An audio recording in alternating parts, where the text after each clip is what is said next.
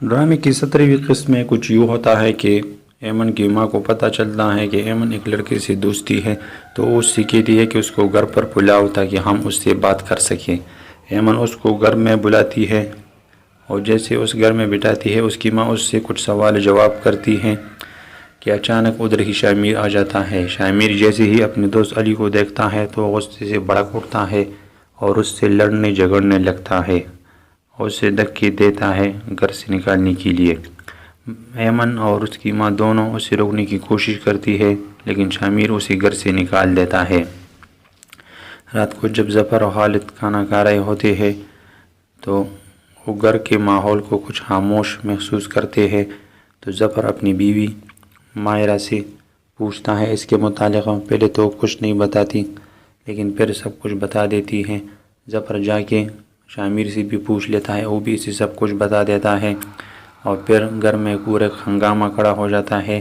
ظفر اور خالد دونوں ایمن اور اس کی ماں کو برا بھلا کہتے ہیں۔ ایمن کی ماں ایمن کو تھپڑ مار دیتی ہے۔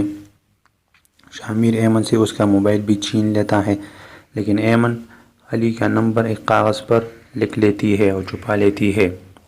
ظفر ان دونوں کی شادی کا فیصلہ کرتا ہے کہ اب عائشہ اور ایمن کی شادی دونوں اکٹھی اور ایک ہی دن ہوگی۔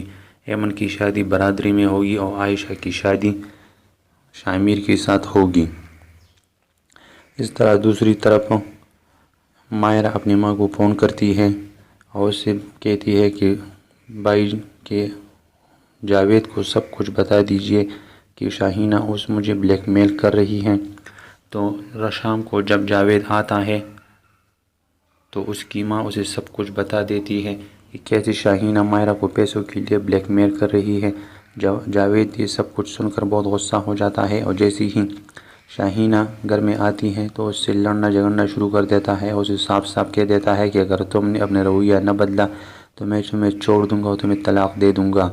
یہ بات سن کر شاہینہ کو جھٹکا لگ جاتا ہے، وہ بھی اس سے لڑنے جھگڑنے لگتی ہے۔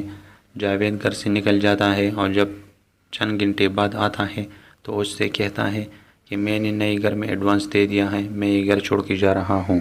شاہینہ پھر اس کی منت سماجت کرتی ہے اور یہ وعدہ کرتی ہے کہ اس کے بعد وہ ایمن کو مائرہ کو کچھ نہیں کہے گی، اور اس طرح یہ قسط ختم ہو جاتا ہے۔